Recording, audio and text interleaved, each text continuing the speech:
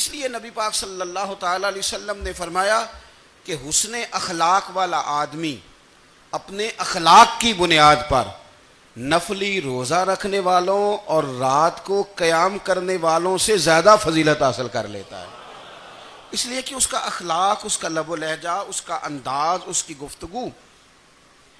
وہ جو گفتگو اس کی ہوتی ہے وہ اتنی میٹھی ہوتی ہے کہ لوگوں کے دل نہیں ٹوٹتے،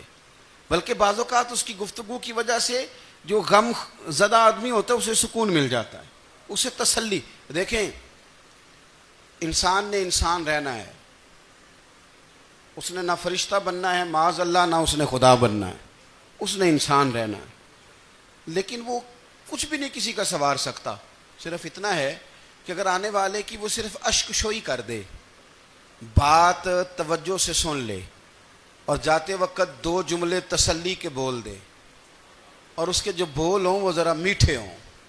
میٹھے کھ سواد نہیں مشری اندر، اساں کھنڈا می چکھ ڈٹھیاں پڑے نہ ساریاں شیواں نالوں گلاں سجن دیاں مٹھیاں۔ اگر انداز تھوڑا سا شستہ ہو،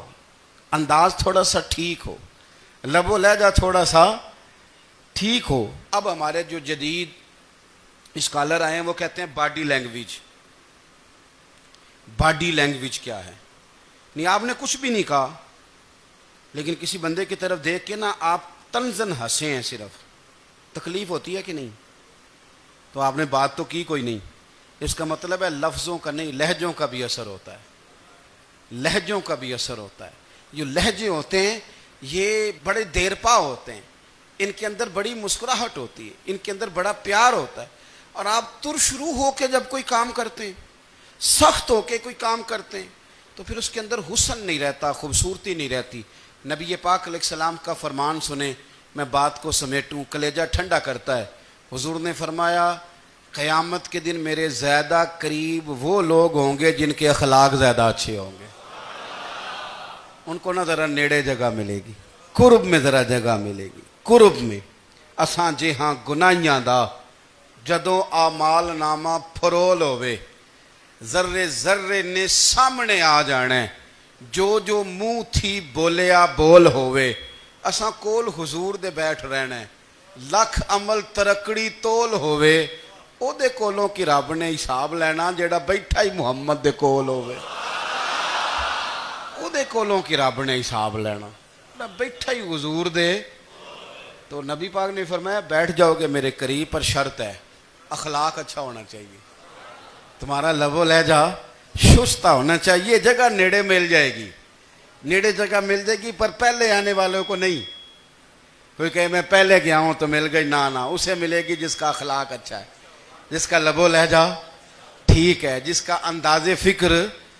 اچھا ہے۔ اور اینٹ کا جواب پتھر سے دینا بھی چھوڑ دیں، بس تھوڑا سا اپنے سٹائل میں نرمی لائیں، انداز میں نرمی لائیں۔ کئی دفعہ آپ صحیح بات بھی کرتے ہیں لیکن وہ لہجہ ٹھیک نہیں نہ ہوتا، تو صحیح بات بھی قابل قبول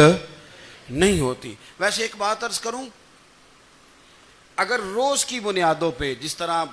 تھوڑی سی واک کرتے ہیں تو روز کرنی پڑتی ہے نا، روز کرنی پڑتی ہے، تو کوئی بھی آپ ڈاکٹر کے پاس جاتے ہیں تو وہ دوائی بتائے تو روز کھانی پڑتی ہے، پرہیز بتائے تو روز کرنا پڑتا ہے، تو تھوڑا سا نا لب و لہجے پہ بھی توجہ دیں۔ جس طرح منہ روز دھوتے ہیں نا، دھونا ہی پڑتا ہے، تو اسی طرح اگر تھوڑا سا لہجہ بھی دھونا شروع کر دینا۔ یہ جو لوگ آپ سے تھوڑا تھوڑا شکوہ کرتے ہیں، تو اس نے کہا تھا کہ میرے لہجے میں غرور آیا تھا، اس کا حق تھا کہ وہ شکایت کرتا، تو کہیں تو ایسا ہے نا، کہیں تو کوئی تو بات بہو نے غلط کی ہے نا کہ ساس رو رہی ہے، کچھ تو ساس نے ایسا کہا ہے نا کہ بہو بیچاری کپڑے باندھ کے بچوں سمیت کہتی ہے گزارا نہیں ہوتا،